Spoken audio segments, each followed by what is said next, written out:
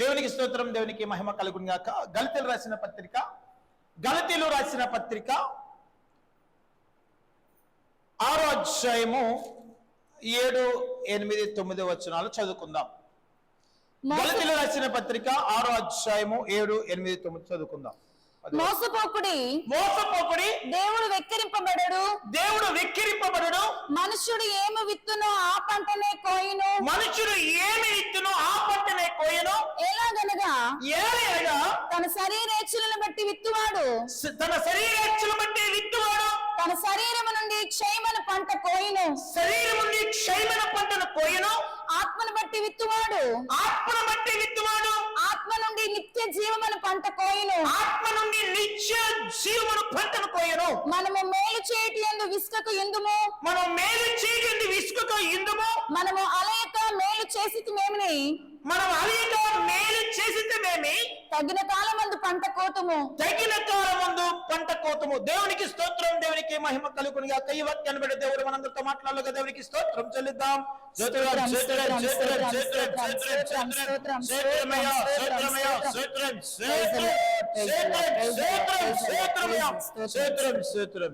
ప్రార్థన. మహాపరిశుద్ధుడ, మహాగరుడ, నీకు వందనాలు. నీ కృపలో, నీ అభిషేకంలో, నీ బలమును దేవ తండ్రి మా మధ్యలో ఉంచిన విధానం వచ్చి వందనాలు, స్తోత్రం. వాక్యం విత్తబడిచుందిగా దేవ తండ్రి, నీ దాసును మరుగుపరిచి మీరు నేరుగా మాతో మాట్లాడి కృపలో బద్దపరిచి అగ్నికంచు సమస్తాటంకములు తొలగించి కడవరకు నడిపించుకుని అగ్నికంచును కావాలి కసించమని యేసునామమున తండ్రి, ఆమేన్. దేవునికి స్తోత్రం, దేవునికి మహిమ కలుగును గాక. సంఘముకు అపోస్తలుడైన పౌలు గారు చక్కగా ఒక లేఖ రాస్తున్నారు. ఏంటంటే ఇక్కడ వాక్యము చెప్పబడుతుంది, మోసపోకుడి దేవుడు వెక్కిరింపబడడు. ఎందుకు ఈ మాట ఆయన వాడాడంటే, సంఘంలో ఉన్న ప్రతి ఒక్కరు, సంఘంలో కట్టబడే ప్రతి ఒక్కరు బాప్తిస్మం తీసుకున్న ప్రతి విశ్వాసం కూడా 2 క్రియలు అంటే ఏంటంటే శరీరము లేక ఆత్మ 2 కలిగి ఉంటారు. శరీర క్రియలు ఉంటే ఆత్మ యొక్క క్రియ ఉంటది. అయితే మనము లేక సంఘము, కొత్త నిబంధన సంఘము ఏ విధంగా ఉంటుందంటే,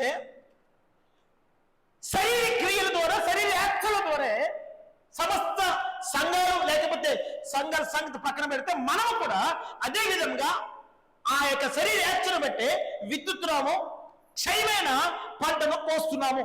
దేవునికి స్తోత్రం. అందుకని అంటున్నాడు, దేవుడు మాత్రం వెక్కిరింపబడడు, జాగ్రత్త.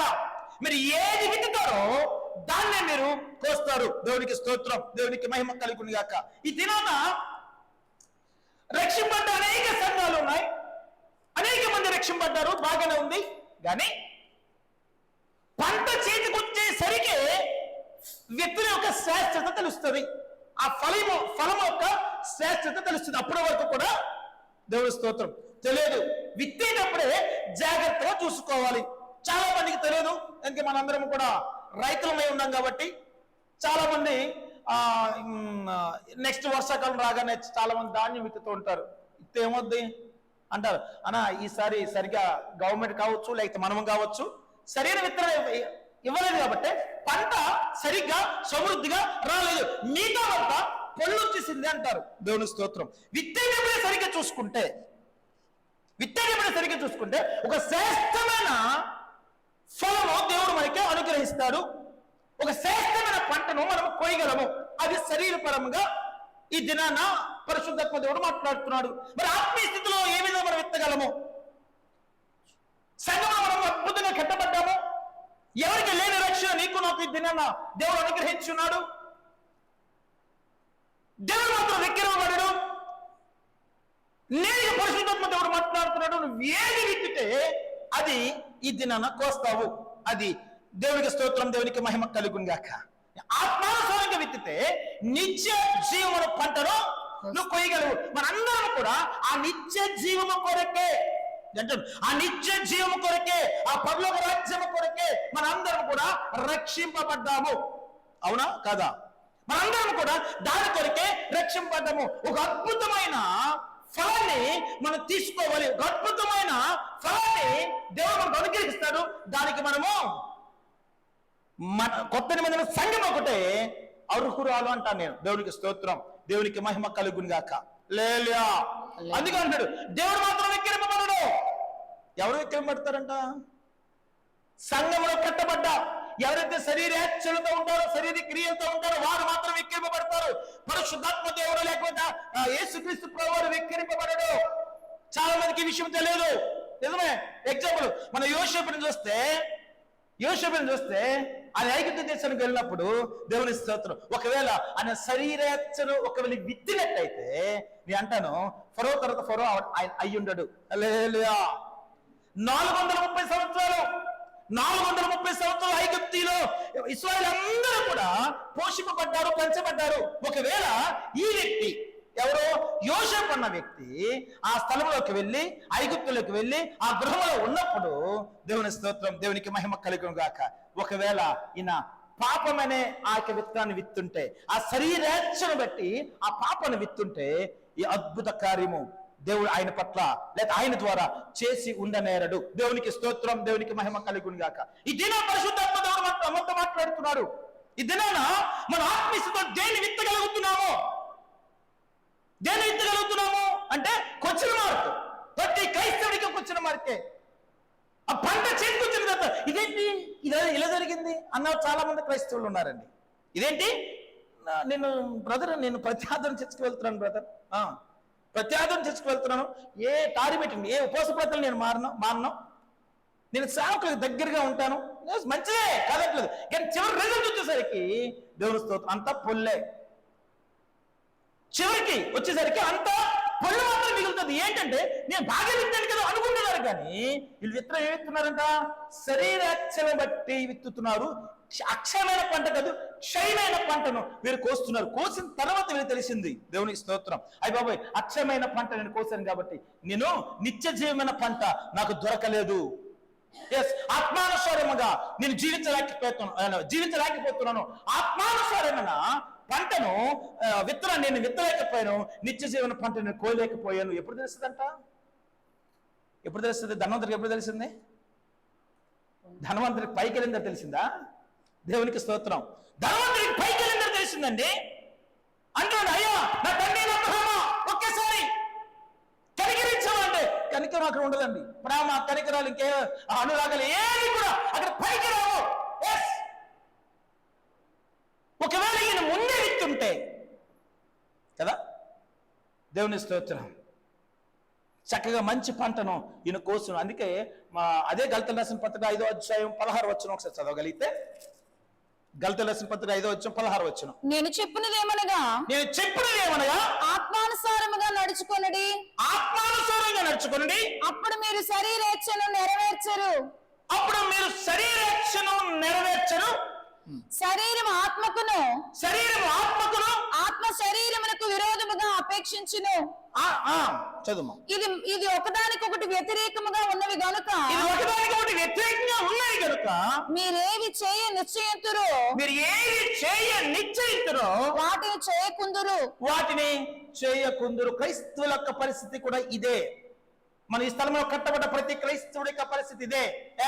మనం ఏమి చేయడం అనుకుంటున్నామో అది చేయడానికి వీలు కాకుండా ఉంది. ఎందుకంటే దేవుని స్తోత్రం, ఆత్మ శరీరం రెండు కలిగి ఉన్నాయి. శరీరాత్మతో కూడా మనం కలిగి ఉన్నాము. ఆత్మానుసారముగా వాక్యం చెప్పబడుతుంది. మనం ఆత్మానుసారంగా జీవించకపోతే నేను అన్నాను శరీరాత్మలు మన మీద ఏలుబడి చేస్తాయి. ఒక శరీరాత్మ మన మీద ఏలుబడి చేస్తే నువ్వేం చేయాలో అది చేయలేకపోతున్నావంట. దేవునికి స్తోత్రం, దేవునికి మహిమ కలుగును గాక. ఆ వాక్యాల కింద కంటిన్యూ చేయండి. మీరు ఆత్మ చేత నడిపింపబడిన ఎడల ధర్మశాస్త్రమునకు లోనైన వారు కారు. శరీర కార్యములు స్పష్టమై ఉన్నవి. అవేవనగా జారత్వము, అపవిత్రత, కామకత్వము, విగ్రహారాధన, అభిచారము, ద్వేషములు, కలహములు, మత్సరములు, క్రోధములు, కక్షలు, భేదములు, విమతములు, అసూయలు, మత్తతలు, అల్లరితో కూడిన ఆటపాటలు మొదలైనవి. వీటిని గూర్చి నేను మునుపు చెప్పిన ప్రకారము ఇట్టి వాటిని చేయవారు దేవుని రాజ్యమును స్వతంత్రించుకొనరని మీతో చెప్పి ఉన్నారని ఇక్కడ వాక్యం చెప్పబడుతున్నారు. అర్థం ఏంటంటే నిత్య జీవన పంట వీరు కోయలేరు. ఎవరు కోయలేరు? వీరు క్రైస్తవులేనండి. నిజమే, వీరు కూడా క్రైస్తవులే. వీరు నిత్య జీవులు పంట కోయలేరు. వీరు విత్తింది ఏం విత్తుతున్నారు ఇక్కడ? శరీర కార్యములు, శరీరాచలు విత్తుతున్నారు. కాబట్టి క్షయమైన పంటకు వస్తారు. అక్షమైన పంట వీరు కోయినారు. అక్షమైన పంట నిత్య జీవమై ఉంది. ఆ నిత్య జీవులకు వెళ్ళడానికి మన పాటలన్నీ కూడా ఎస్ నిత్యము యుగయాలు ఆయన బ్రతకడానికే. ఎస్ అవునా కాదా? లేకపోతే మనకెందుకండి మోకరించి ప్రార్థన చేయడం? అవునా? మోకాలు నొప్పి, గొంతుకు నొప్పి, దేవుని స్తోత్రం, ఒక పక్క చెమటలు కారుతూ ఉంటాయి. అయ్యా నన్ను క్షమించవా? నిజమే. ఎందుకంటే శరీర కార్యములు, శరీరాచలు జయించగలిగితే ఏంటాను ఆయన సిలువ వేయబడ్డాడు. ఎస్ ఆ శరీరాచలకు లేదు ఈ పాపానికి సిలువ వేయబడింది. నేను అంటున్నాను అదే సిలువ శరీరాచలకు మనం వేసుకోవాలంట. వేసుకుంటే ఆత్మ ఒకటి పనిచేస్తుంది, శరీరం పనిచేయదు. నిజమే. ఆత్మ ఎప్పుడు సిద్ధమే, శరీరం ఎప్పుడు కూడా సిద్ధము కాదు. ఆత్మ అంటే నువ్వు ప్రార్థన చేయాలి, శరీరం చాలులే పడుకో, ఒక గంట పడుకో, లేకపోతే 2 hours పడుకో, 3 hours పడుకో ఉంటుంటది. కానీ ఆత్మ ఎప్పుడు సిద్ధమే. కానీ నేను అంటాను ఈ శరీరము ఆత్మని అని చేస్తుంది అంటారా? దానికి శక్తి ఉందా? దానికి శక్తి ఉందా? శరీరానికి శక్తి ఉందా? ఆత్మని అనిచ్చే శక్తి ఉందంటారా? ఉందా? దేవునికి స్తోత్రం, దేవునికి మహిమ కలుగును గాక. హల్లెలూయా. ఆత్మనిచ్చే శక్తి శరీరానికి ఉంటే మరి భక్తి జీవితం చేయలేమండి. యాక్చువల్లీ చెప్పాలంటే ఉంది. ఎవరికి ఉంటుంది అంటే ఎవరికి ఉంటుంది? శరీరాశలు నెరవేర్చే వారికి మాత్రం ఉంటది. వారికి ఉంటది. వారి జీవితంలో శరీరం పనిచేస్తుంది కానీ ఆత్మ పని చేయదు. ఆత్మను బట్టి వారు విత్తలేరు, నిత్య జీవన పంటను కోయలేరు. దేవునికి స్తోత్రం, దేవునికి మహిమ కలుగును గాక. యోసేపుకి శరీరం పనిచేయలేదంటారా? పనిచేయలేదా? యోసేపుకి శరీరం పనిచేయదా? ఆయన యోసేపు శరీరం కలిగి ఉన్నాడు, ఆత్మను కలిగి ఉన్నాడు కదా. అవునా? మనలాగే మనవంటి ఆయన కూడా పాపం చేయడానికి అవకాశం వచ్చినప్పుడు శరీరేచ్ఛలు ఆయన చనిపోయి కాబట్టి విడిచి పరిగెట్టాడంట. దేవునికి స్తోత్రం. పాపాన్ని విడిచి పరిగెట్టినట్టుగా వాక్యం చెప్పబడుతుంది. దేవునికి స్తోత్రం, దేవునికి మహిమ కలుగును గాక. హల్లెలూయా. హల్లెలూయా. ఏంటాను ఆయన ఆత్మను బట్టి నిత్య జీవన పంట యోసేపు కొయ్యగలిగాడు. ఏంటున్నాను కొయ్యగలిగాడు లేదా? కొయ్యగలిగాడు. మరి ఆదాము ఎందుకు కొయ్యలేకపోయాడు అంటారు? ఆదాము ఎందుకు కొయ్యలేకపోయాడు? ఆదికాండం 3వ అధ్యాయము ఒక్కసారి మనం చదివినట్టయితే అక్కడ ఆదికాండం 3వ అధ్యాయం ఒకసారి తీయమా.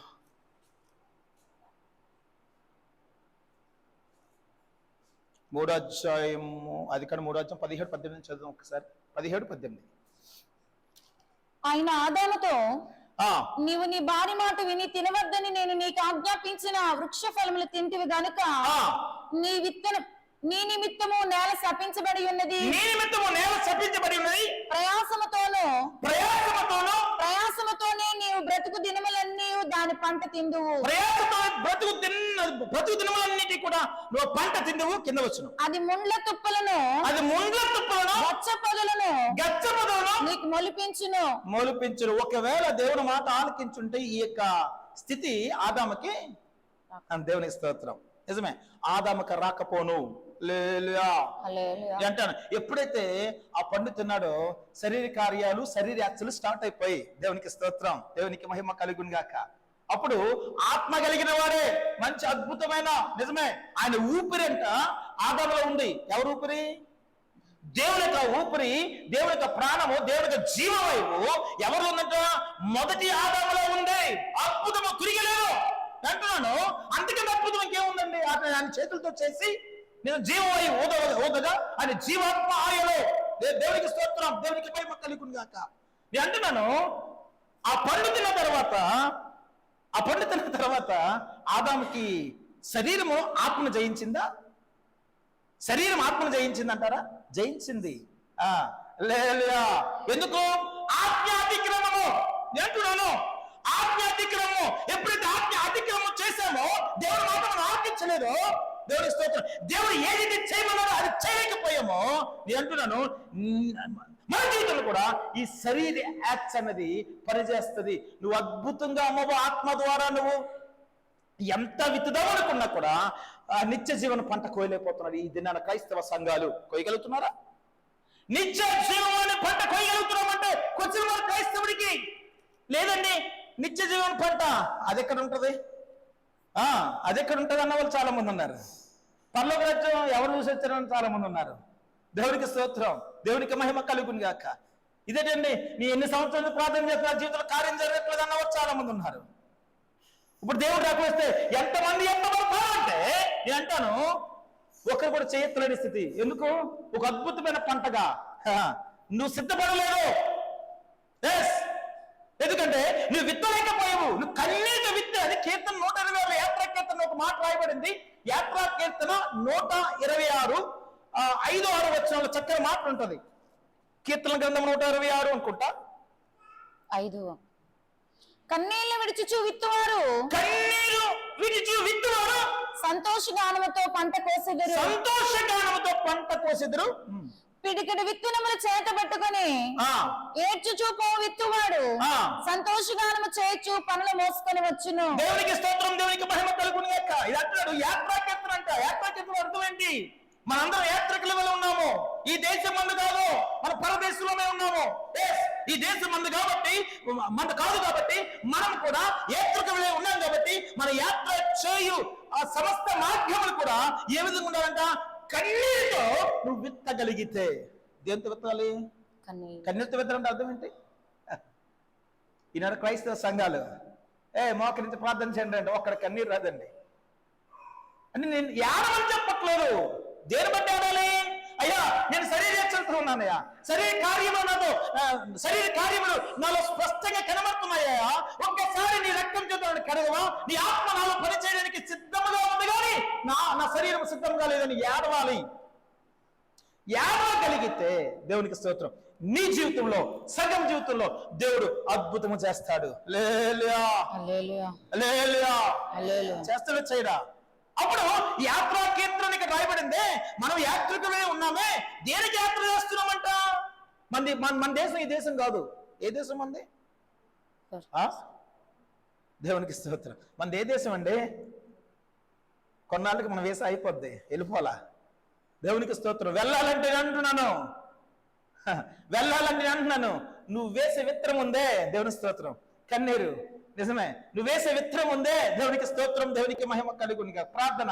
నువ్వు వేసే విత్తనం ఉందే పరిశుద్ధత, నువ్వు వేసే విత్తనం ఉందే అద్భుతమైన దేవునికి అనుగుణంగా దేవుడు నెరవేరుస్తున్న నీతి.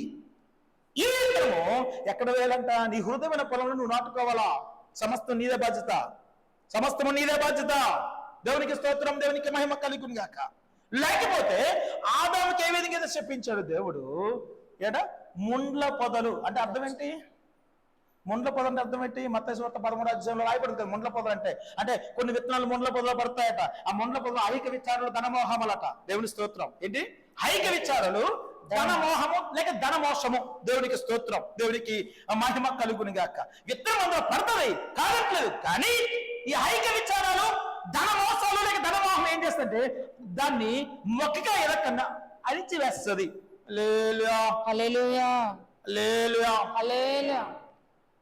చాలా మంది క్రైస్తవులు తిన్న నాటబడుతున్నారు, నేను కాదనట్లేదు. కానీ వారి యొక్క ఎదుగుదల ఎలాగుంటుందంటే అణిచివేస్తున్నారు. ఏంటి అణిచివేయడం? ఏంటి అణిచివేయడం? వీళ్ళు క్లియర్ అవ్వట్లేదండి. ఎందుకంటే ఈ ముళ్ళ తుప్పలు, ఈ గచ్చ పొదలు ఇవేవి కూడా క్లియర్ అవ్వట్లేదు. క్లియర్ అవ్వగానే దేవుని స్తోత్రం విత్తబడిపోతుంది. అన్నాను. సమస్తము కూడా ప్రయాసంతో మన భక్తి జీవితం ఉంది కాబట్టి. కానీ ఆదాములో మనం ప్రయాసపడుతున్నామా? పడుతున్నామని దినాన్న ప్రయాసతోనే. నేను అంటాను, ప్రయాస ఉండాలని కాదంటలేదు. కానీ కొత్త నిబంధనలో దేవుడు ఒక అద్భుతం మన పట్ల చేశాడు. అని ఎవరో రక్తం మనకు తోడిగా ఉంది. ఆ పరిశుద్ధాత్మ శక్తి. ఆత్మ వేరే, పరిశుద్ధాత్మ వేరే. దేవునికి స్తోత్రం, దేవునికి మహిమ కలుగును. ఆత్మ మన బయట ఉన్నవాడు, పరిశుద్ధాత్మ మన లోన ఉన్నవాడు. అంటాను, ఆత్మ ద్వారా నిత్య జీవం, నిజం ఆత్మ ద్వారా విత్తవాడు నిత్య జీవన పంట కోయినని ఇక్కడ 8వ వచనంలో చెప్పబడింది కదా. ఏ ఆత్మ అంటారు? నేను అంటాను, పాత నిబంధనలో ఉన్నవారు అందరి మీద దేవునికి స్తోత్రం, దేవునికి మహిమ కలుగును గాక. పరిశుద్ధాత్మ కలిగిన వారు, నిజమే, మనకు ఒక ఆత్మ దేవుడు ఇచ్చాడు. ఆత్మ కలిగిన వారు అద్భుతంగా శరీరాలను జయించగలరు అని నేను చెప్పగలను. జయించగలమా శరీరరక్షణను? శరీర క్రియలు స్పష్టమై ఉన్నాయని ఇక్కడ వాక్యం చెప్పబడుతుంది. ఆ శరీర క్రియలన్నింటిని కూడా జయించగలిగితే దేవునికి స్తోత్రం, దేవునికి మహిమ కలుగును గాక. ఒక జయించలేకపోతే యాకోబు రాసిన పత్రిక 1:15 ఒక మాట ఉంటుంది, చక్కని మాట. దురాశ గర్భమును ధరించి ఒకసారి 1:10 యాకోబు 1:15. దురాశ గర్భమును ధరించి పాపములు కనగా పాపము పరిపక్వమై మరణమును కనును. ఎందుకు ఈ మాట చెప్పబడింది? ఇక్కడ దురాశ విత్తబడింది, మధ్యలో పాపం కనబట్టలేదు, చివర మన్నను కోస్తున్నారు చాలా మంది జనాలు. ఏంటంటే దురాశ, మన దురాశ విత్తున్నాం. అద్భుతమైన సంఘాలన్నీ కూడా ఈ దినాన్న యాత్ర చేస్తూ చేస్తూ చేస్తూ కొంతకాలం అయిన తర్వాత వాళ్ళు ఏం చెప్తున్నారంట, తెలియని స్థితిలో మీ బాధలు నమ్ముకోదని దురాశను విత్తుతున్నారు. దురాశను విత్తగానే అది ఏం కంటుందంట? పాపానికి అంటుంది. అద్భుతంగా ఏమనుకుంటున్నారంటే దేవుడు మాకు ఇచ్చిన గిఫ్ట్ అనుకుంటున్నారు. హల్లెలూయా. ఏంటి ఈ పాపము దేవుడు మాకు ఇచ్చిన గిఫ్ట్ అనుకుంటున్నారు. పాపము పరిపక్వం అయిన తర్వాత వీళ్ళు మరణం వస్తుంది. అప్పటి వరకు వీళ్ళు తెలియదండి మేము పాపంలో ఉన్నామండి. అర్థమవుతుందా? ఎవరి గురించి మాట్లాడుతున్నాడు దేవుడు ఇక్కడ? మనల్ని ఉద్దేశించి, సంఘంను ఉద్దేశించి, సార్వత్రిక సంఘాలను ఉద్దేశించి పరిశుద్ధాత్మ దేవుడు మాట్లాడుతున్నాడు. నిజమే. ఆ దోషం విద్య దేవుడికి స్తోత్రం. పాపని కంటున్నాం, ఆ కనే వరకే. కానీ ఒకటి పాపాన్ని కని అది ఒకళ్ళు పరిపక్వం అయిగానే కానీ మరణము మనం కోయలేము. దేవుడికి స్తోత్రం, దేవునికి మహిమకలు. ఈ రెండింటి మధ్యలో కృప ఒకటి ఉంది. ఈ పాపము పరిపక్వం అవ్వకండంట ఈ కృప మనల్ని, వాక్యం ఉంది కదా, పాపం ఎక్కడ ఎక్కువ ఉంటే అక్కడ నా కృప విస్తారంగా ఉందని వాక్యం చెప్పబడుతుంది. ఉంది దేనికి ఉందంటే అది కృప ఉందని పాపం చేయమని వాక్యం చెప్పబడలేదండి. దేవుని స్తోత్రం. దాన్ని పరిపక్వం అవ్వకుండా దాన్ని జయించగలిగి, ఎందుకంటే మన యేసుక్రీస్తు ప్రభువు వారు పాపాన్ని జయించాడు, శరీరాన్ని జయించాడు, శరీరం జయించాడు కాబట్టి అని ఆత్మానుసారంగా ఆ నిత్య జీవన పంటను కోయగలిగాడు కాబట్టి తండ్రి కృపాసన కూర్చుని విజ్ఞాపనకర్తగా మారాడు. హల్లెలూయా. ఈ దినాన్ని ఒక అవకాశం దేవుడు మనకి ఇస్తున్నాడండి. అదే అవకాశం దేవుడు ఈ దినాన్న కొత్త సంఘానికి అనుగ్రహిస్తున్నాడు. నువ్వు దురాశను నాటావా, దురాశను విత్తావా, ఇత్తితే నీకు తెలియకుండానే పాపానికి అంటున్నావు. జాగ్రత్త. సంఘమాన్ని కూడా దేవుడికి తెలియకుండానే పాపానికి అంటున్నాయి. ఎప్పుడంటే మరణం మన మీదకి వచ్చినప్పుడు మాత్రమే. నిజమే, ధనవంతుడికి మరణం ఏ విధంగా అయితే వచ్చిందో, ఆత్మ పైకి వెళ్ళిన తర్వాత నరకంలో ఎలాగైతే కాలబడిందో దేవుడికి స్తోత్రం. హల్లెలూయా. లేలుయా. ఆ పిల్లకి ఏం కాస్త ఇచ్చానమ్మా. లేలుయా. హల్లెలూయా.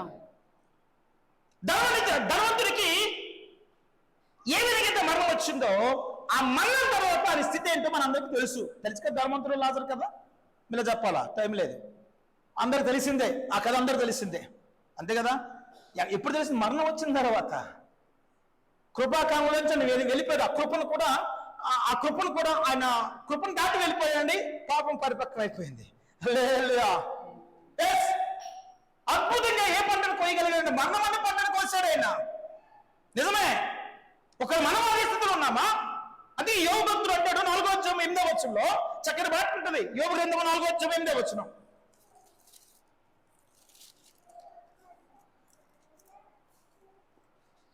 నేను చూచినంత వరకు అక్రమమును దున్ని కీడును విత్తువారు దానినే కోయుదురు.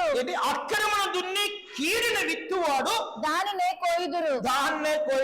ఎవరు చూసినంత వరకు కదా. దేవునికి స్తోత్రం, దేవునికి మహిమ కలుగును గాక. హల్లెలూయా. హల్లెలూయా. దేని దున్నుతున్నాడంట? అక్రమం దున్నుతున్నాడు. ఈ దినాన్ని క్రైస్తవులు అక్రమం ఏలుబడి చేస్తుందా? ఒకరు అక్రమం ఏలుబడి చేస్తున్నా కూడా దాన్ని దున్ని కీడును విత్తున్నామేమో. ఒక్కసారి మనం పరీక్ష చేసుకుందాం. కీడును విత్తే ఏమవుతుందంట? రిపీట్ చేయ వాక్యం. నేను చూసినంత వరకు అక్రమమును దున్ని కీడును విత్తువారు దానినే కోయుదురు. దేవునికి స్తోత్రం, దేవునికి మహిమ కలుగును గాక. హల్లెలూయా. హల్లెలూయా. హల్లెలూయా. హల్లెలూయా. హల్లెలూయా. హల్లెలూయా. కోసిన తర్వాత అమ్మమ్మ నా మీద కీడు వచ్చిందే. ఏంటంట? అది కోసిన తర్వాత కీడు వచ్చిందని తెలుస్తుంది, లేకపోతే కదా. ఆపద వచ్చిన తర్వాతే కదా తెలుస్తుంది. అమ్మ నా మీదకు ఆపద వచ్చిందని. నేను అంటున్నాను, ఆపద రాకమునుపు, కీడు నీకు రాకమునుపు, అక్రమమును దున్నక మునుపు, దేవునికి స్తోత్రం, పాపాన్ని విత్తక మునుపు అద్భుతమైన ఆత్మను కలిగి మనం ఉన్నాం. ఆత్మ సమస్తమునికి బోధిస్తుంది. ఎస్, ఆత్మ సమస్తమునికి బోధిస్తుంది అంటాడు అక్కడ. మంచి ఆత్మను పొందిన వారు అంటే ఎవరు బోధించక్కర్లేదంట, ఆత్మ మనకు బోధిస్తుంది అని వాక్యం చెప్పబడుతుంది. దానికి అర్థం ఏంటి అంటే సంఘాలకు వెళ్ళొద్దనా? సంఘాలకు వెళ్ళొద్దనా దానికి అర్థం? పరిశుద్ధాత్మ ఒక మంచి ఆత్మను అక్కడ వాడాడు తెలుగులో. మంచి ఆత్మను పొందిన వాడు అంటే చెడ్డాత్మ కూడా ఉంటుందా? ఉంటుంది. ఎస్, ఏ ఆత్మ పని చేస్తుంది మనలో? ఏ ఆత్మ పని? ఈ మధ్యన చాలా మంది క్రైస్తవులు పాపం అన్ని క్రియలు శరీర హెచ్చల వల్ల ఉంటున్నాయి, అన్ని క్రియల వల్ల ఉంటున్నాయి, కానీ ఆ శరీర హెచ్చలను శరీర క్రియలు జయించలేకపోతున్నారు. మేము ఆత్మను కలిగి ఉన్నాం అనుకుంటున్నారు, కానీ ఆత్మతో వాళ్ళు విత్తలేకపోతున్నారు, నిత్య జీవన పంటను కోలేకపోతున్నారు. ఎప్పుడు తెలుస్తుందంటే ఆయన రాకలో తెలుస్తుందండి. ఆయన రాకలో నేను తప్పు చేశానే, అయ్యో అవకాశం ఏంటి? నీకు అవకాశం ఉండనేరదు, ఇంకా మనకు అవకాశం ఉండనేరదు. అవకాశం ఉంటుందా? చాలా మంది క్రైస్తవులు అందుకే వారిని బట్టి దేవుడు అవమానపరచబడుతున్నాడు. కానీ దేవుడు ఎప్పుడు కూడా వెక్కిరింపబడడు. జాగ్రత్త, నువ్వే వెక్కిరింపబడతావు. దేవుడు ఎప్పుడు కూడా వెక్కిరింపబడ్డావు. ఎస్, కానీ నీ బట్టి ఆయన కూడా గాయములు రేపబడుతున్నాయి. ఆయన అవమానపరుస్తున్నారు లోకము. నిజమే. దేవుడికి స్తోత్రం, దేవుడికి మహిమ కలుగుతుంది. ఒక 1000 మంది ఉన్న సంఘంలో 1000 మంది ఉన్న సంఘంలో ఒకరు ఇద్దరు శరీరాచరణ జయించి ఆత్మానుసారంగా విత్తి నిత్య జీవన పంట కోయగలుగుతున్నారండి. బాధాకర విషయం. నిజమే. ఒకసారి కన్నీరు వస్తుంటది, అయ్యా అంటే మరి ఈ క్రైస్తవ లోకం అంతా కొన్ని లక్షల మంది కోట్ల మంది రక్షింపడ్డారు కదా, మరందరి సంగతి ఏంటి అంటే ఈ 800 కోట్లలోని అంటే ప్రపంచంలో 800 కోట్ల మంది జనాభా, అందులో మన క్రైస్తవులు కొన్ని కోట్ల మంది ఉన్నారు. వాళ్ళు వేలుతో లెక్క పెట్టచ్చు. మరి ఈ వాక్యం అంటే ఏమైపోతుంది? లేదు మా పాటలందరూ మళ్ళీ పాటలందరూ ఏమైపోతున్నారు అంటే మేము మాదిరి చూపించలేకపోతున్నాం అంటారా? నేను అంటాను, ఒక రకంగా చెప్పండి, నేను మాదిరి చూపించలేకపోతున్నాను, ఇంకా మాదిరి చూపించలేకపోతున్నాను, సంఘం బలపట్టలేదు అంటాను నేను. ఎస్, అలా క్రైస్తవ సంఘాలన్నీ క్రైస్తవ పాస్టర్లందరికీ కూడా నేను అంటున్నాను, మాదిరికరమైన జీవితం అపోస్తలుడైన పౌలు గారు చూపించలేకపోతున్నారు కాబట్టి సంఘం బలపట్టలేదు, శరీరాచరణను విడిచిపెట్టట్లేదు, శరీర కార్యములు స్పష్టంగా కనబడుతున్నాయి, ఆ ఆత్మానుసారంగా విత్తలేకపోతున్నారు, నిత్య జీవన పంటను కోలేకపోతున్నారు. నేను అంటాను, అంత భ్రమలో బతికేస్తున్నారు క్రైస్తవులందరూ. ఏంటంట భ్రమ. ఇతర క్రైస్తవులు ఏమనుకుంటారంటే మేము బాగానే ఉన్నాము, దేవుడు అలా చెప్పట్లేదు కాబట్టి, దేవుడు అలా మాట్లాడట్లేదు కాబట్టి, దేవుడు ఎవరిని కష్టపడ్డా కాబట్టి మీరు సుఖంగా బ్రతికే చాలు. కొంతమంది చక్కగా అలాగే బ్రతికేస్తున్నారు. తెలియకుండానే వాళ్ళు కీడుని విత్తుతున్నారు, కీడుని దున్నుతున్నారు, అక్రమణ దున్నుతున్నారు, కీడుని విత్తుతున్నారు, కీడునే కోస్తున్నారు. నిజమే. చేతికి వచ్చిన తర్వాత తెలుస్తుందంట, నువ్వు ఎత్తబడిన తర్వాత తెలుస్తుందట నీ సంగతి.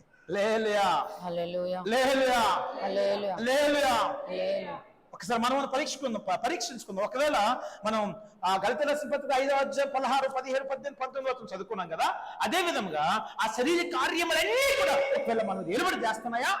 ఒకవేళ ఏలుబడి చేస్తే, ఆ శరీరం మనం ఏలుబడి చేస్తే నువ్వు విత్తిందంతా కూడా ఏమవుద్దట? ఏమవుద్ది? స్తోత్రం, దేవునికి మహిమ కలుగును గాక. శరీరం బట్టి, శరీరాక్షలను బట్టి నువ్వు విత్తున్నావు కాబట్టి ఏ పంటకు వస్తాం? దాంట్లో నిత్య జీవనికి ఎక్కడ తావు లేదు, నిత్య జీవనికి సమస్య లేదు, అక్కడ ప్రేమ ఉండదు, అందులో జాలి ఉండదు. ఆయన అదే నేను క్షమిస్తాను కదా అండు. దేవునికి స్తోత్రం, దేవునికి మహిమ కలుగును గాక అంటాడా? అన్నారండి. అందుకే ఆదికాండం మనం చదువుకున్న 3, 17, 18లో ఆయన ప్రయాస అంతా కూడా ఆయన పంట తింటాడు. ఏ పంట తినాలంట? ముండ్ల పొదలలో, మొత్తం ముండ్ల పొదలే. దాన్ని సాగు చేసుకుని నేను బతకాల. మన పరిస్థితి అదే. మన పరిస్థితి కూడా ఆయన సంతానం కట్టి మన పరిస్థితి కూడా అంతే. మన బ్రతుకులన్నీ కూడా ముండ్ల పొదలలే, ఐక్య విచారాలే, సమస్త దరిద్రం మనలో ఉంది. నేను అంటున్నాను, దేవుడి స్తోత్రం. అది క్లీన్ అయితే గాని దేవుని స్తోత్రం. నువ్వు సరైన స్థితిలో నాటబడలేవు. ఒకళ్ళు నాటబడినా కూడా నిత్య జీవన పంటను కోయలేవు. హల్లెలూయా. హల్లెలూయా. ఎందుకంటే అవన్నీ చేస్తుంటుంది. ఒకసారి తీయండి మత్తయి సువార్త 13వ అధ్యాయము, మత్తయి సువార్త 13వ అధ్యాయము 18వ వచనం నుంచి చదివితే అక్కడ క్లియర్ గా విత్తువాని గూర్చిన ఉపమాన భావము వినుడి. విత్తువాని గురించి ఉపమాన భావము వినుడి. ఎవడైనాను రాజ్యమును గూర్చిన వాక్యము వినియు గ్రహింపక ఉండగా దుష్టుడు వచ్చి వాని హృదయములో విత్తబడిన దానిని ఎత్తుకొని పోవును. త్రోవ పక్కన విత్తబడిన వాడు వీడే. త్రోవ పక్కన విత్తబడిన వాడు వీడే. వీరందరూ కూడా అంటే రాజ్యం గురించి వీళ్ళు ఆలకిస్తారు, చక్కగా బాగా ఉంటది, విత్తబడతారు. కానీ వీళ్ళు ఈ శరీర యాత్రలు పనిచేయడం వల్ల ఏమవుతారంటే వీళ్ళందరూ కూడా గ్రహింపక ఉండగా వీరు గ్రహింపలేరు. అంటే అర్థం ఏంటి? ఈ స్థలంలో కూర్చున్నారు, వాక్యం ఆలకిస్తారు. ఎగ్జాంపుల్ చెప్తున్నా, ఒరే పాపం చేయకండ్రా, ఒరే మందు తాకండ్రా, ఒరే సిగరెట్ తాకండ్రా, ఒరే కైని లేకండ్రా. ఏంటది? ఇది వాక్యం నేను కాదండి, వాక్యం చెప్తుంది. కానీ ఈ స్థలంలో కూర్చున్న వారందరూ చక్కగా వస్తున్నారు, బాగానే ఉంది, నేను కాదంటలేదు.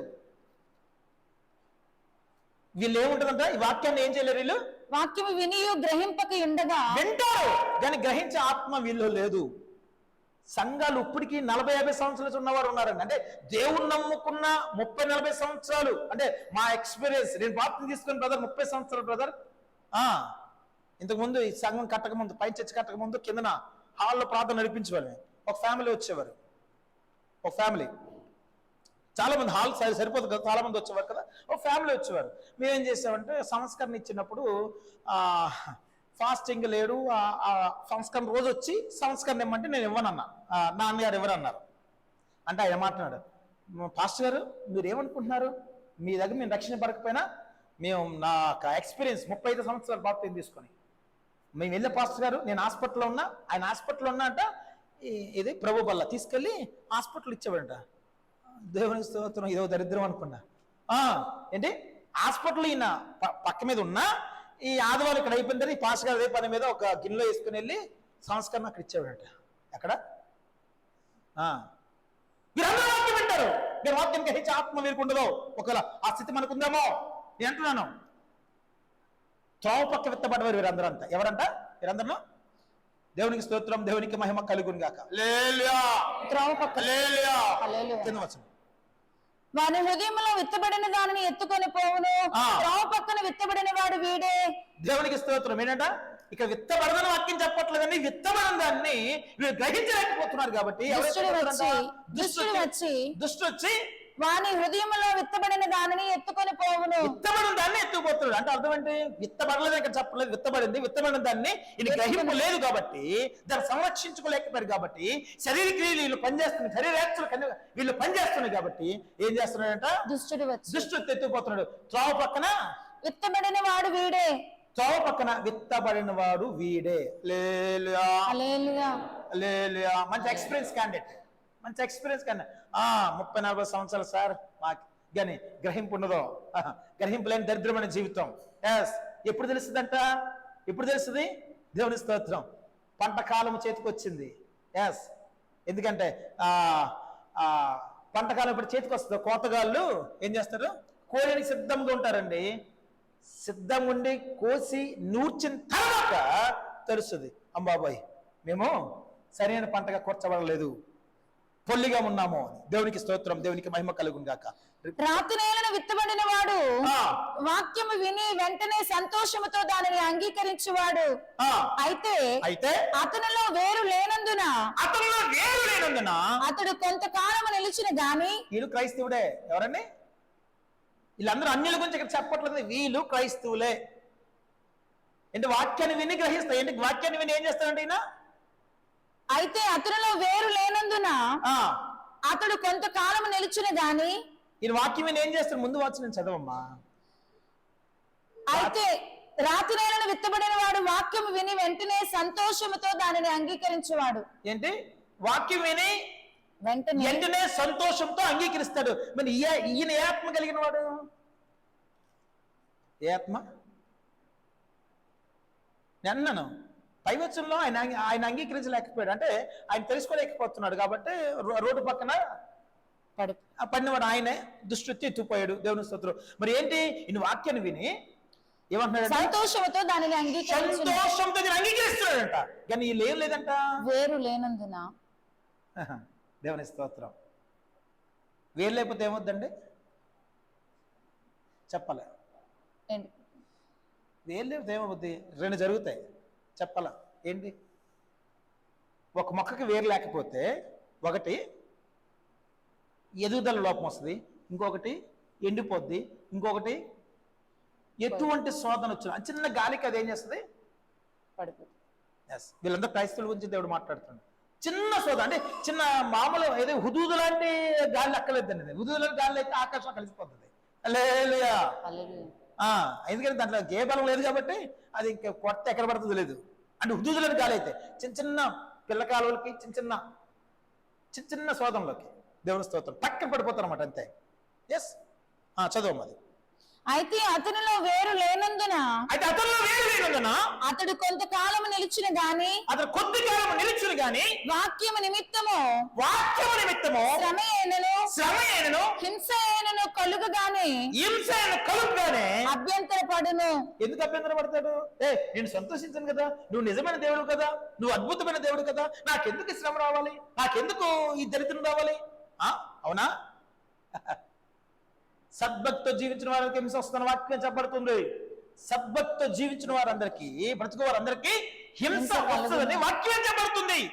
ఎవరు ఈ హింస తోలుకోగలరంట? ఎవరు తోలుకోగలరు? అద్భుతమైన స్థితిలో నువ్వు నాటబడితే, అర్థమవుతుందా? ఆ వేరు తల్లి వేరు వలె లోనికి వెళ్తే ఎటువంటి శోధన వచ్చిన అన్న వాక్యం నిమిత్తం హింస వస్తుంది, శోధన వస్తుంది. దేవుని స్తోత్రం. అప్పుడు క్రైస్తవుడు అభ్యంతరపరుడు. ఎవరు అభ్యంతర పడతాడంట? ఎవరు అభ్యంతర పడతారు? వేరు లేని వారు మాత్రమే. వీరందరూ వాక్యానికి అగిస్తారండి. దేవునికి స్తోత్రం. సూపర్ బ్రదర్, వాక్యం బాగుందని చప్పట్లు కొట్టుకోవాలి అందరూ. ఈ రోజు నాతో మాట్లాడారని అన్నవారు అందరూ. దానికి వేరు లేదు. చిన్న సోదరు, చిన్నది పెద్ద అక్కర్లేదండి, టక్కన పడిపోతారు. చక్కని పడిపోయి, అన్నా నాకు శోధన వచ్చింది, ఒక్కసారి ప్రార్థన చేయవా? తగ్గుద్దా? పోద్దా శోధన? పోద్దా? అనేక రకాల క్రైస్తవులు, దేవునికి స్తోత్రం, దేవునికి మహిమ కలుగును, ఇప్పటికీ అలాగే బతికేస్తారు చాలా మంది. వాళ్ళు చూస్తే దేవుడు మాట్లాడుతున్నారు కాబట్టి వాళ్ళు చూస్తే నాకు జాలి అనిపిస్తుంది, ఒక పక్క నవ్వు వస్తుందండి.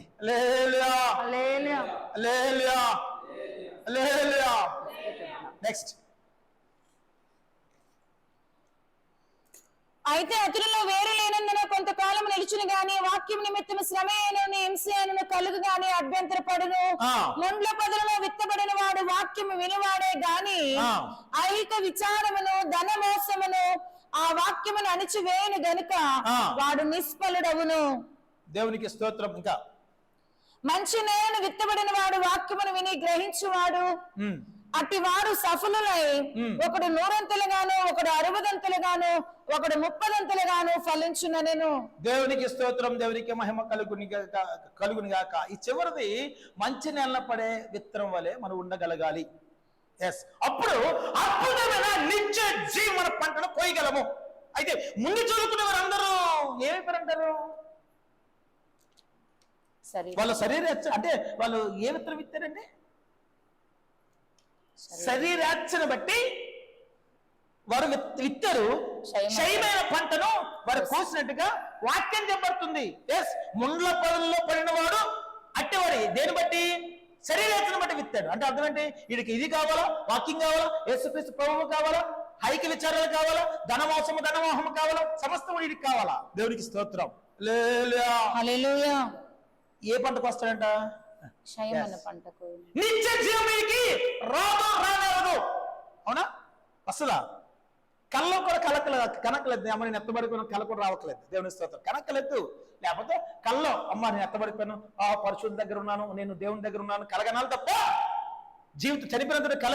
చనిపోయిన తర్వాత ఏమవుతుందంటే ధనవంతుల లెక్క. దేవునికి స్తోత్రం. నిత్య అగ్ని, అది అగ్ని ఆరదు, పురుగు చావదు. ఇక నిత్య జీవం అక్కడ నరకంలో నిత్య జీవం అనేది కనబడదండి. అంటున్నాను, బ్రతికున్నప్పుడే శరీరం మనకి ఇచ్చాడు, ఆత్మ శరీరము, ఈ ప్రాత్మ శరీరాలు మనకు ఉన్నప్పుడు మాత్రమే దేవునికి స్తోత్రం, దేవునికి మహిమ కలుగుతుంది. ఎస్, ఈ దినాన నిజంగా మనం ఏ పంట కోయగలుగుతున్నాం? ఏ పంట కోయగలుగుతున్నాం?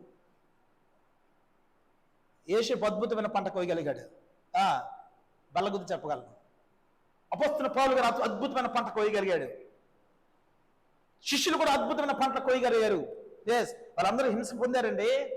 వారందరి మీద శోధన వచ్చిందండి. దేవునికి స్తోత్రం, దేవునికి మహిమ కలుగును గాక. ఆ శోధనలో, ఆ హింసల్లో వారు పడిపోలేదు, వారు కీడుని విత్తలేదు. నిజమే, వారు కీడుని విత్తలేదు. దేవునికి స్తోత్రం. కీడు విత్తేవాడు కీడునే కోస్తాడంట.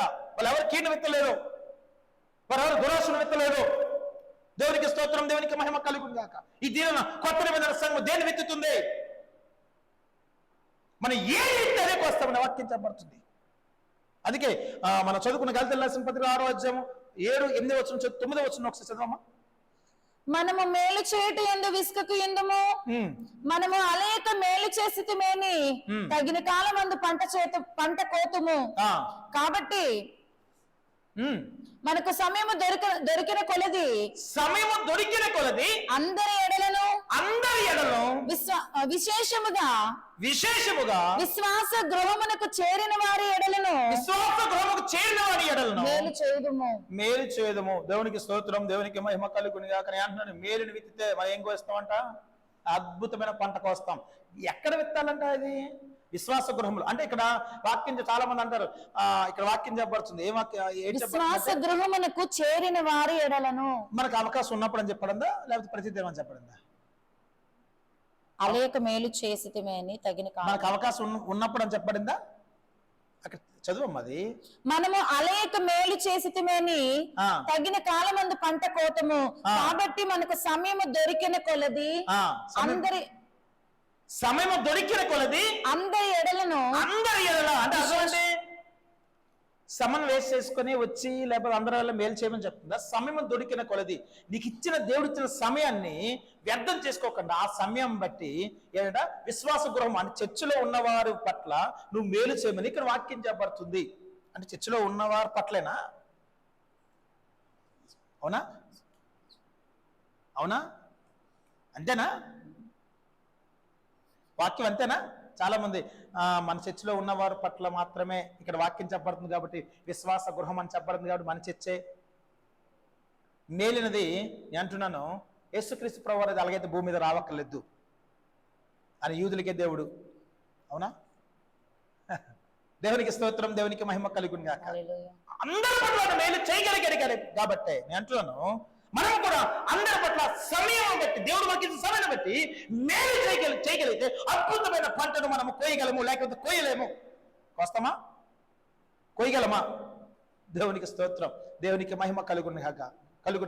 అందుకే ఒకసారి హోషేయ గ్రంథంలో చక్కటి ఇశ్రాయేలు గురించి భక్తుడు ఒక మాట అంటాడు. హోషేయ గ్రంథము 10వ అధ్యాయం 13-14 వచనం చదివినట్టయితే, 12-13 వచనం చదివినట్టయితే, హోషేయ గ్రంథము 10వ అధ్యాయము 12-13 వచనం చదువుదాం. నీతి ఫలించినట్లు మీరు విత్తనము వేయుడి, ప్రేమయను కోత మీరు కోయుడి, యెహోవాను వెదుకుటకు ఇదే సమయము గనుక ఆయన ప్రత్యక్షమై మీ మీద నీతి వర్షము కురిపించినట్లు ఇదివరకు ఎన్నడూ దున్నని బీడు భూమిని దున్నుడి. నీ ప్రవర్తనను ఆధారము చేసుకుని నీ బలార్జులను నమ్ముకొని నీవు చెడుతనపు పంటకై దున్నితివి గనుక మీరు పాపమును కోత కోసి ఉన్నారు, అబద్ధమునకు ఫలము పొంది ఉన్నారు. ఇశ్రాయేలుతో దేవుడు మాట్లాడుచున్నాడు. దేవునికి స్తోత్రం, దేవునికి మహిమ కలుగును గాక. ఎస్, అంటున్నాను, నీతి ఫలం మనం కొయ్యాలంటే ఏ విత్తాలంట? నీతి అనే విత్తనం విత్తాలా? లేకపోతే ఆ నీతి ఫలం మనం కొయ్యలేము, నువ్వు ఫలించలేవు. గలతీయుల పత్రిక 5:22 వచనంలో కొన్ని ఫలాలు ఉన్నాయి. 9 ఫలాలు. ఏం ఫలాలు?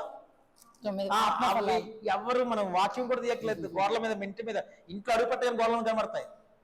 గోడల మీదకే పరిమితం అయిపోయింది. నాకు అదే బాధ అనిపిస్తుంది. వాక్యాలని గోడల మీదకే పరిమితం, హృదయంలో ఎవరు రాసుకోవట్లా. బైబిల్కి గోడలకి మధ్యలో ఉన్నాం మనం మనకేంటంటే దేవుని స్తోత్రం, దేవునికి మహిమ కలుగును గాక. ఏ వాక్యం చెప్పినా 1 గంట సేపు రెఫరెన్స్ ఎదుగుతాం.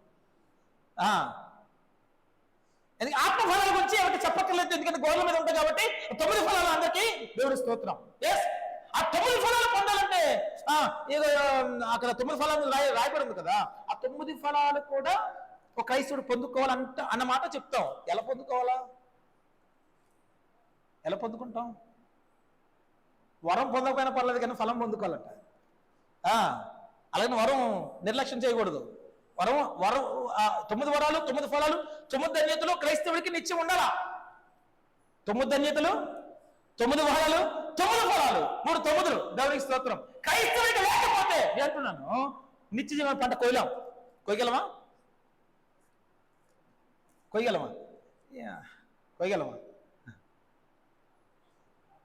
నిజమే. ఒక వ్యక్తి అడుగుతాడు, అన్నా నేను రోజుకి 5-6 గంటలు ప్రార్థన చేస్తున్నాను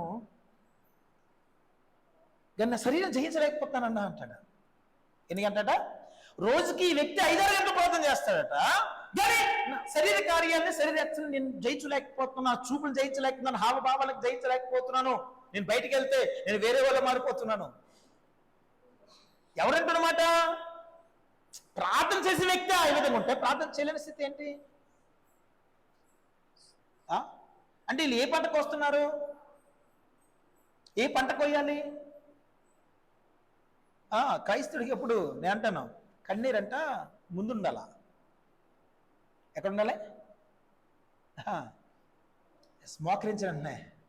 కన్నీరుతో విత్తితే నీ జీవితంలో అద్భుతం జరుగుద్ది. సంతోషగానంతో పనులు మోసుకోవాలి. పనులు అంటే అర్థం ఏంటి? పనులు అంటే అర్థం ఏంటి? పెద్ద పెద్ద మోపులండి.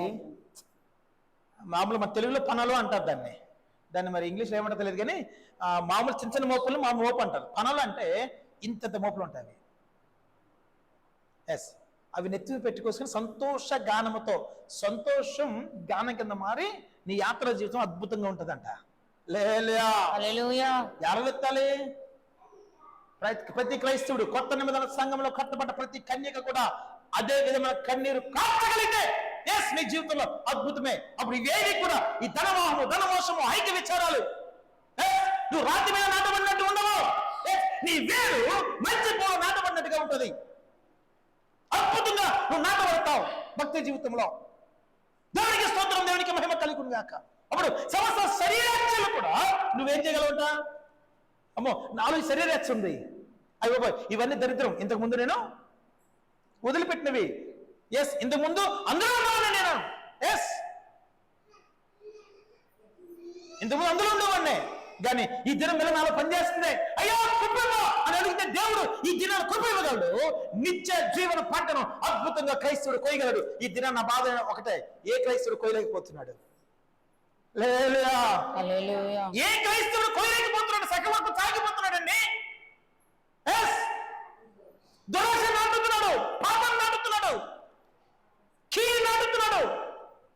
ఇశ్రాయేలుతో మాట్లాడినట్టుగా వర్షభక్తుడు ఇక్కడ వాక్యం చెప్పినట్టుగా ఇక్కడ వాక్యం 13 ఒకసారి మనం చదివినట్టయితే ఒకసారి యెషయా గ్రంథం 10:13 చదవం ఒకసారి.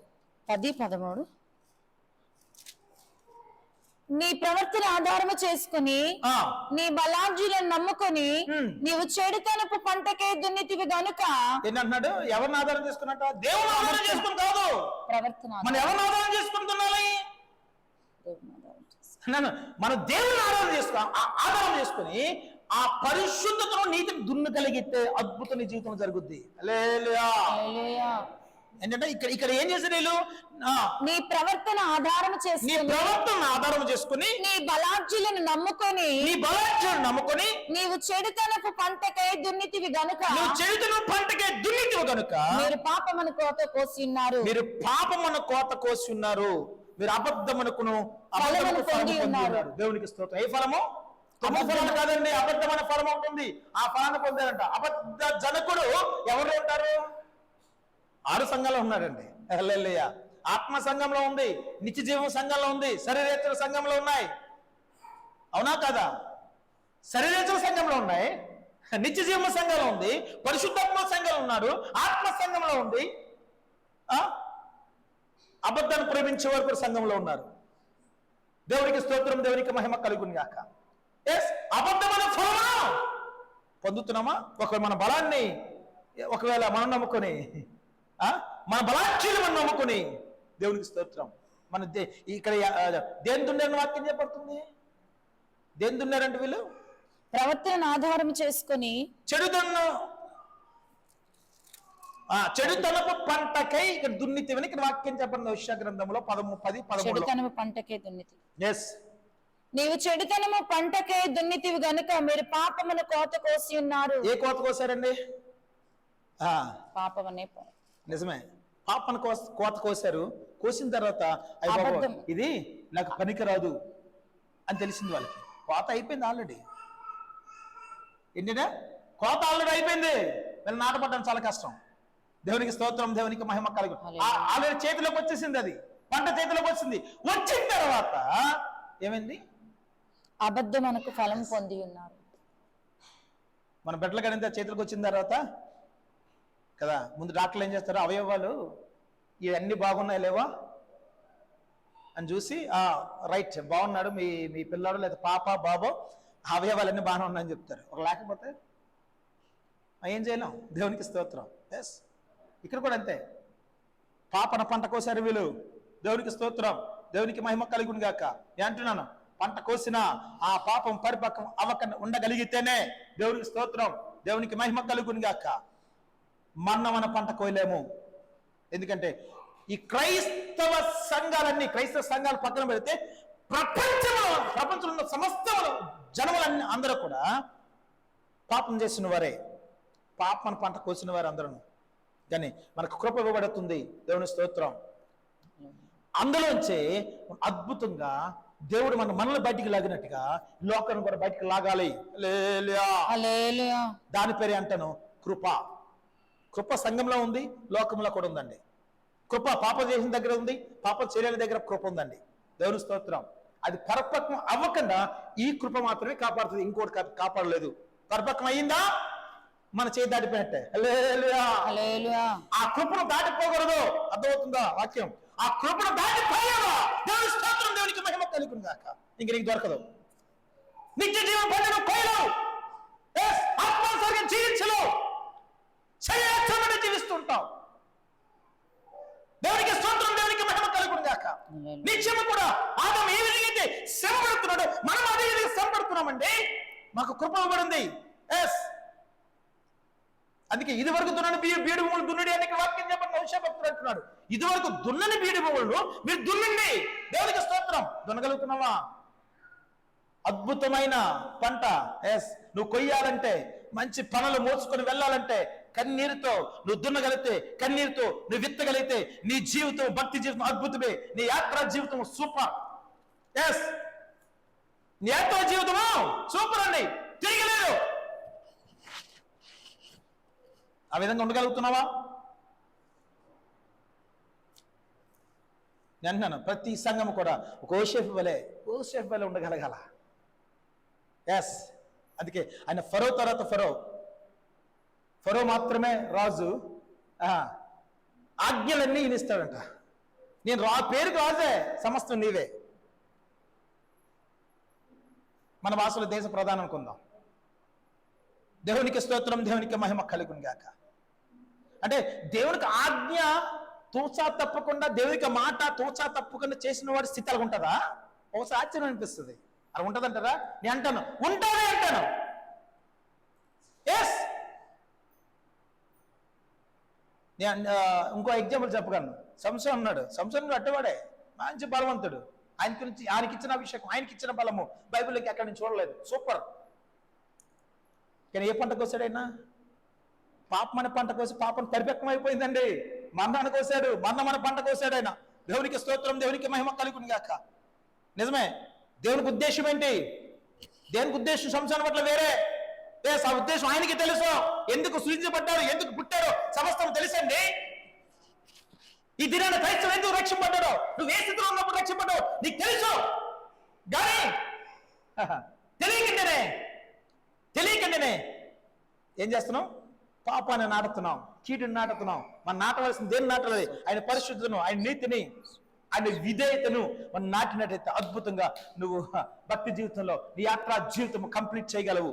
కంప్లీట్ అవ్వదండి. ఇలా దేవుని రాక వస్తుంది, లేదా నీ చావని రావచ్చు. మన చావేం రావచ్చు. దేవునికి స్తోత్రం, దేవునికి మహిమ కలుగును గాక. ఎస్, మనకు సమయం ఇచ్చే సమయంలోనే అంటారు మనం ఇల్లు సర్దుకోవాలంట. ఇచ్చిన సమయంలోనే ఎంత అంటే ఎంత చెప్పలేం. ఇచ్చిన సమయం నీకు నాకు ఎంత అంటే ఎంత చెప్పలేని ఎవరు దేవుడు బయలుపరిస్తే గాని నా సమయం ఎంత నీ సమయం ఎంత ఎవరు చెప్పలేరు. ఆయన ఇచ్చిన సమయం ఒకటి ఉంది. దేవునికి స్తోత్రం. ఆయన ఇచ్చిన సమయంలోనే చక్కగా మంచి గృహం వలె కట్టబడాలి. దేవునికి స్తోత్రం. ఆ గృహంలో ఏమనకూడదు, హాయిక విచారాలు, ధనమోహము, ధనమోషము, దేవుని స్తోత్రం, ఆ బండరాయి, నిజమే, అవేవి కూడా ఆ గృహంలో ఉండకూడదు.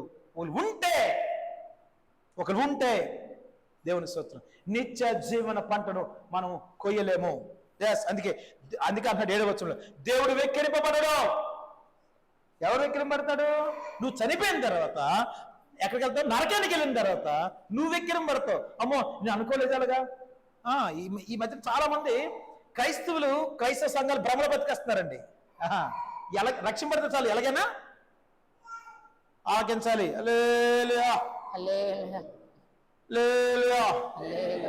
చాలా మంది క్రైస్తవ భ్రమలో బతికేస్తున్నారు. ఏంటంటే ఎలాగైనా మేము ఆయన రాజ్యానికి వెళ్ళిపోతాం. వెళ్ళిపోతాం నిజమా?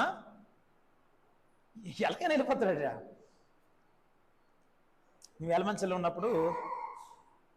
ఉన్నప్పుడు ఒక ఎక్కువ ఇంటికి అప్పుడు ఇంక సావుకు రాలా, విశ్వాసనే, కానీ చాలా మంది ప్రార్థన చేస్తున్నామని నన్ను పిలిచారు. ఇంట్లో పరిస్థితి బాగోలేదు నాన్న ఒకసారి రా అని. వెళ్ళి ప్రార్థన చేసి ఆ లావులో ఒక సంఘము, ఆయన ఒక సంఘానికి వెళ్తుంటారు.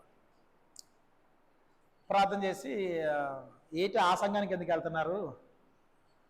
ఆ సంఘం తెలుసు కదా, మనం ఒక చనిపోయి ఆయన రాజ్యానికి వెళ్ళాలి కదా అని అంటే ఆయన ఒక మాట అన్నాడు, ఏమో బ్రదర్ నాకే తెలియదు కానీ మా పాస్టర్ గారు మాత్రం కంపల్సరీ ఆయన రాజ్యానికి వెళ్ళిపోతారు అని అన్నాం.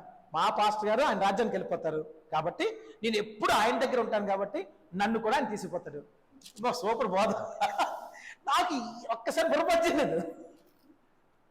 ఏంటండి ఏటంకులు ఏమంటారంటే, అదే బాబు ఏం అక్కర్లేదు, అక్కడ నేను పరిచయం చేస్తాను అంటే అక్కడ భోజనం పెట్టి సాంబార్ తెప్పుడు అన్నీ ఈయనే, మామూలు కాదు, చెయ్యకూడదని కాదు, నేను అన్నాను అన్ని సమానంగా ఉండాలా, భక్తిగా ఉండు పాపం. ఆయన పాస్టర్ గారు పర్వకాశంకి వెళ్ళినప్పుడు అంటే ఈయన కూడా తీసుకుపోతారట, వదలట. నిజమా? ఇప్పుడు నేను పర్లోకరాజ్యానికి వెళ్తాను, మిమ్మల్ని తీసిపోతాను అనుకుంటున్నారా? కొమ్మ తీసి దేవునికి స్తోత్రం, దేవునికి అనుకుంటున్నారా? ఆ భ్రమలో మాత్రం అనుకోండి దయచేసి. ఎవరిది వాళ్ళదే, నాది నాదే, మీదే. నేను ఒకవేళ ఉండిపోవచ్చు, మీరు ఎత్తపడచ్చు, మీరు ఉండిపోవచ్చు, నేను ఎత్తపడచ్చు, నా కుటుంబంలో ఒకరు ఎత్తపడచ్చు, అందరూ ఉండిపోవచ్చు. వ్యక్తిగతం పరిశుద్ధత, వ్యక్తిగత పరిశుద్ధత, వ్యక్తిగత నీతి, దేవుని స్తోత్రం, దేవునికి మహిమ కలుగును గాక.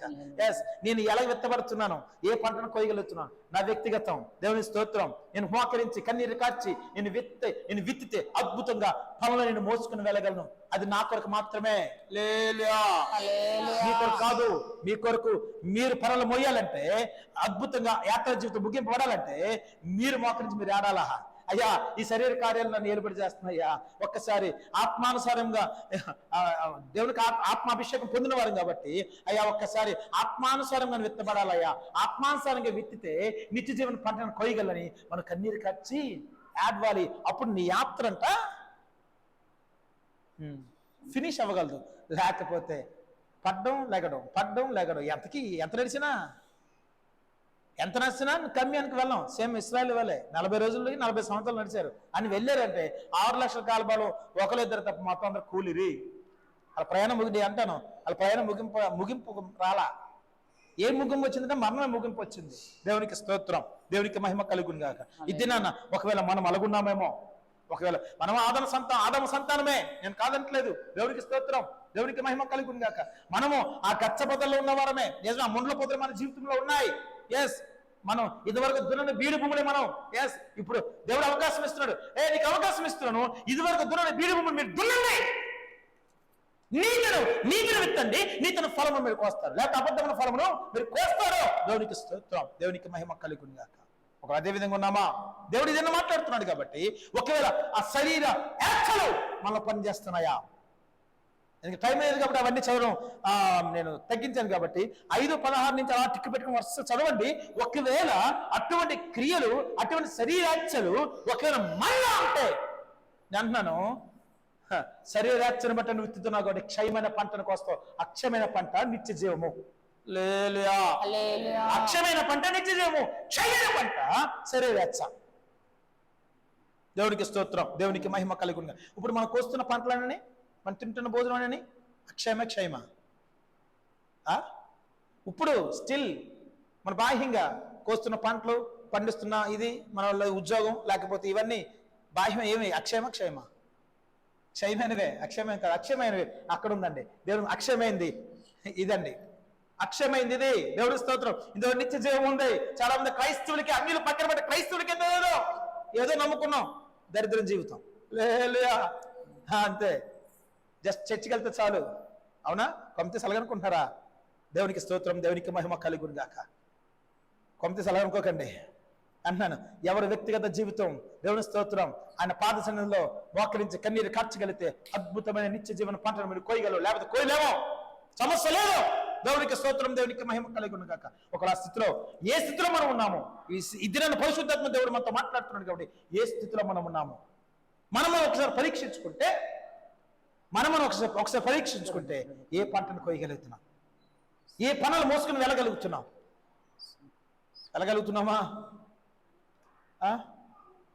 చాలా మంది ప్రార్థనలో కూర్చుంటే కన్నీరు వస్తుంది కదా. ప్రార్థనలో కూర్చుంటేనే కన్నీరు, అంతేనా? ప్రార్థనలో కూర్చోకపోతే వాక్యం గుర్తుండదు కదా. దేవుడు గుర్తుండడు. మెల్ల మోకరించడం అయ్యా ప్రభు అన్నప్పుడే దేవుడు గుర్తొస్తాడా? అవునా? దేవునికి స్తోత్రం. నేను అంటాను, నిత్యము కూడా మనం దేవునితో ఉండగలిగితే దేవుడు మనతో ఉండగలుగుతాడు. ఎస్, నిజమే. ఒకసారి నేను ప్రార్థన చేయకుండానే కన్నీరు వచ్చేస్తుంటుంది. దేవుని వాక్యము నాకు అంతరంగంలో అలా దొర్లుతూ ఉంటుంది. నేను తిరుగుతూనే, ప్రయాణం చేస్తూనే నాకు కన్నీరు వస్తుంటుంది. కన్నీరు వస్తే నేను అంటాను, అయ్యా అంటే వాక్యాన్ని బట్టి దేవుడు బలపరుస్తూ ఉంటాడు. పరిశుద్ధాత్ముడు నాలో ఉన్నాడు కాబట్టి, మనలో ఉన్నాడు కాబట్టి, ఎస్, ఆ విధంగా మనం కన్నీరు కార్చగలం. అప్పుడు దేవుడు మనతో ఉన్నట్టే. నిజమే, దేవుడు మనతో ఉన్నట్టే. దేవునికి స్తోత్రం, దేవునికి మహిమ కలుగును గాక. లేలుయా. ఈ దినాన్న ప్రతి ఒక్కరిని అడుగుతున్నాను, నిజంగా మన నిత్య జీవన పట్టణం కోయగలుగుతున్నామా? కోయగలుగుతున్నా? Question mark. క్రైస్తవుడు క్వశ్చన్ లాస్ట్ చెప్పరండి. Question mark. తెలియదు బ్రదర్, అవేం తెలియదు కదా. మేము వెళ్తున్నాం, ఆరాధన చేస్తున్నాం, మంచిగా చప్పట్లు కొడుతున్నాం, అభిషేకం నిండుకుంటున్నాం, వచ్చేస్తున్నాం కదా. మరి అభిషేకంతో నిండుకుంటే ఈ శరీర క్రియలు లేకపోతే శరీరాలు పనిచేయకూడదే? పనిచేస్తాయా? అపొస్తలుడైన పౌలు గారు నాలో పనిచేస్తానని చెప్పారా? కనిపెట్టాడు. అపొస్తలుడైన పౌలు నాలో పనిచేయట్లేదు నాలో పనిచేస్తానని చెప్పలేదండి. కనిపెట్టాడు, నాలోకి వస్తున్నాయి, నేను దాన్ని ఖండించాను. ఆత్మ నిమ్మ నాలో ఉంది కాబట్టి దాన్ని నేను అడ్డగించాను. అవునా? ఈ అపొస్తలుడైన పౌలు గారు రాసిన వాక్య కొన్ని క్రోడీకించి ఒక పాస్టర్ గారు అద్భుతంగా ప్రసంగం, మామూలు అద్భుతం ప్రసంగం కాదండి. ఆయన కొన్ని ముళ్ళంట పాపం అంట. ఆయన కొన్ని వేల కిలోమీటర్లు తిరుగుతూ సువార్తలు చెబుతూ అద్భుతంగా సంఘాలు కడుతూ ఆయన పాపం చేసేవాడంట. ఆయన 2-3 పెళ్లి చేసుకున్నాడంట ఒక పాస్టర్. అందుకే నాకు 3 భార్యలు అని చెప్పాడు. ఏం చేయాలన్నే? దేవునికి స్తోత్రం, దేవునికి మహిమ కలుగు. ఏం చేయాలా? అవునా? అపొస్తలుడైన పౌలు గారు అలాగని చెప్పారా? ఆత్మనేమో లేకపోతే నాలో పాపనేమో వేరొకనేమో ఉందని చెప్పండి. ఉంది, ఏసు వచ్చింది, దాన్ని అడ్డగించాను నేను. అద్భుతమైన ఆత్మనేమో కలిగి ఉన్నాను కాబట్టి దాన్ని అడ్డగించాను. దేవునికి స్తోత్రం, దేవునికి మహిమ కలుగునుగా. నిజమే. ఎందుకంటే శరీర హెచ్చరణలు జయించడం అంటే నేను అన్నాను, అది సులువా కష్టమా? చెప్పాలా? శరీర హెచ్చరణ జయించడం అంటే సులువా కష్టమా?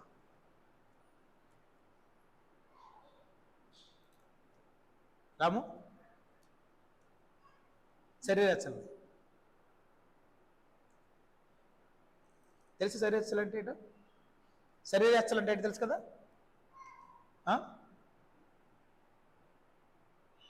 వ్యభిచారము, తాగుడు, ఇంక చాలా ఉన్నాయి. ఇప్పుడు నీకు తెలిసినవి చెప్తా. ఇప్పుడు కైని, ఎస్, చాలా మంది వీటిని జయించాలి. జయించగలమా? ఇంకా చాలా రాయబడ్డాయి అక్కడ. 5:16 నుంచి చివరి వరకు చదివితే అద్భుతంగా రాయబడ్డాయి. అందులో ఒకటేనా నీళ్ళకి మనలో క్రియ చేయకూడదు, చేస్తే క్షయమైన పంటకు వస్తాం. హల్లెలూయా హల్లెలూయా హల్లెలూయా హల్లెలూయా హల్లెలూయా. హల్లెలూయా. మనకి ఏ ఫలం అంటే అబద్ధమైన ఫలమే దొరుకుద్ది. అంటే దాని అర్థం ఏంటి? జీవితాంతం దేవుని రాకడ వరకు మన బతుకంత ఏంటట? అబద్ధమైన ఫలమే. దేవునికి స్తోత్రం. ఏది మనము డైరెక్ట్ వాక్యం చెప్పండి. నేను నీతో మాట్లాడిన దేవుడు కాదంటే నాతో దేవుడే మాట్లాడుతున్నా అన్నవాళ్ళు చాలా మంది ఉన్నారు. నీతో మాట్లాడిన దేవుడు కాదమ్మా అంటే నాతో దేవుడే మాట్లాడుతున్నాను చాలా మంది ఉన్నారు. నేనంట నాతో దేవుడు మాట్లాడడం కాదు కానీ సార్వత్రికంగా దేవుడు మాట్లాడుతున్నది అద్భుతం. అంతేనా? నాతో దేవుడు మాట్లాడుతున్నాను కాదు. దేవుడు పాపులతో మాట్లాడు, పరిశుద్ధులతో మాట్లాడాడు. అలాగే నేను పరిశుద్ధుని కాదు, నేను పాపని అనుకుంటున్నాను. నాతో మాట్లాడుతున్నాడు కదా, నేను గొప్పని కాదు. దేవుడు గొప్పవాడు. దేవుడు అంటే సార్వత్రికంగా మాట్లాడుతున్నాడంటే గొప్ప. ఎస్, ఆయన అందరితో అన్ని విధాలు ఆయన మాట్లాడగలడు. ఆయన శక్తివంతుడై ఉన్నాడు. దేవునికి స్తోత్రం. హల్లెలూయా హల్లెలూయా. శరీరస్తుడితో ఉన్నవాడితో దేవుడు మాట్లాడతాయి, నువ్వు మారాలి కాబట్టి. ఎస్, నిజమే. పరిశుద్ధంగా ఉన్నవాడితో దేవుడు మాట్లాడతాడు. ఇంక నీ చాలదా బాబు, ఈ భక్తి చాలదు అనిస్తుంది. ప్రతి దేవుడు వాక్యంతో మాట్లాడుతున్నాడు కదా. మనం ఒకసారి మనం పరీక్ష చేసుకుంటే నిజం మనం ఏ పంట విత్తుతున్నాము. ఒకలా ఈ యొక్క దురాశ విత్తనం విత్తుతున్నామా? విత్తితే నేను అంటున్నాను, నీకు తెలియకంటే మరణానికి అనేస్తావు. హల్లెలూయా హల్లెలూయా హల్లెలూయా. నీకు తెలియకంటే మరణం వరకు వెళ్ళిపోతావు. ఒకవేళ కీరిని ఒక విత్తితే కీరినే కోస్తా ఉంటా. నీతిని విత్తే నీతిని ఫలమును మనం కోస్తాం. దేవునికి స్తోత్రం, దేవునికి మహిమ కలుగును గాక. ఇదని పరిశుద్ధం దేవుడు మాట్లాడుతున్నాడు కాబట్టి మనం దేవుని విత్తుతున్నామో ఒక్కసారి వెనక్కి వెళ్ళి ఒక్కసారి అమ్మో నేను ఏ విధంగా ఉన్నాను. ఈ క్రియలు, చెడ్డ క్రియలు, శరీరచ్చలు ఒక నాలుగు పనిచేస్తాయి. మనం ఏ విత్తినట్టు? ఆత్మానుసారంగా ఆత్మను బట్టి విత్తలేకపోతున్నాం, శరీరాత్మను బట్టి విత్తుతున్నాం కాబట్టి క్షయమైన పంటకు వస్తాం. ఒకవేళ ఆ స్థితిలో మనం ఉంటే దేవుడు ఇద్దరు మాట్లాడుతున్నాడు కాబట్టి అయ్యా శరీరాత్మక నాలుగు పనిచేస్తున్నాయ్యా, శరీర క్రియలు స్పష్టమై ఉన్నాయి, అవి నాలుగు పనిచేస్తున్నాయి అయ్యా. ఆ పని చేస్తే ఆత్మానుసారంగా విత్తలేను, నిత్య జీవన పంటను కోయలేనయ్యా. నిత్య జీవన పంట కోయ క్రైస్తవుడు ఇంకో పంట కోయకూడదు. దేవునికి స్తోత్రం. ఆ కృప దేవుడు అందరికి అనుగ్రహించును గాక. మోకరించిన ప్రార్థన చేద్దాం. స్తోత్రం స్తోత్రం స్తోత్రం స్తోత్రం స్తోత్రమయ్యా.